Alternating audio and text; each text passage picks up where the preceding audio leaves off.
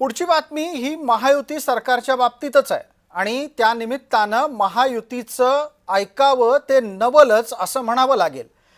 विधानमंडळामध्ये घडलेल्या घटनेमुळे महायुतीत ऐकावं ते नवलच असं म्हणायची वेळ आली आहे, कारण या महायुती सरकारच्या दस्तूरखुद्द महसूल मंत्र्यांनीच घोटाळ्याची कबुली दिली आहे आणि ही कबुली त्यांनी दुसरी तिसरीकडे कुठे नाही तर साक्षात विधिमंडळात दिलेली आहे।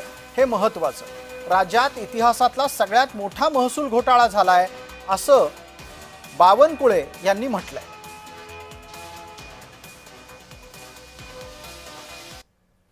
म्हणजे तुमची जमीनच काढून टाकली, त्यांच्या नावाने करून टाकली। तुमची अर्धा एकर एक एकर जमीन जे पुण्यामध्ये बघितलं असाल तुम्ही काय रेट आहे। हे माणसं कोण आहेत जे गरीब माणसाने मोठ्या माणसाने गरीबाला फसवलं, यांना हातात घेऊन मोठ्या माणसाने गरीबाला फसवलं, त्यांची जमीन कमी करून देणे म्हणजे हे मोठं कार्टेल आहे। आणि त्यामुळे याच्यामध्ये हे लक्षात आलं आहे गव्हर्नमेंटच्या, जे अधिकारी सापडले अति गंभीर गुन्ह्यात म्हणजे जे मरेपर्यंत फाशीच्या शिक्षेमध्ये बसतात त्यांना तर कमीत कमी निलंबित करा। निलंबित केल्याशिवाय कसं चालेल? म्हणजे तुम्ही एका बाजूने मान्य करायचं की 200 परिवारांच्या आत्महत्येचा प्रश्न निर्माण झालेला आहे आणि इथे मंत्री त्यांना वाचवतात, त्यांना सस्पेंड तर करा।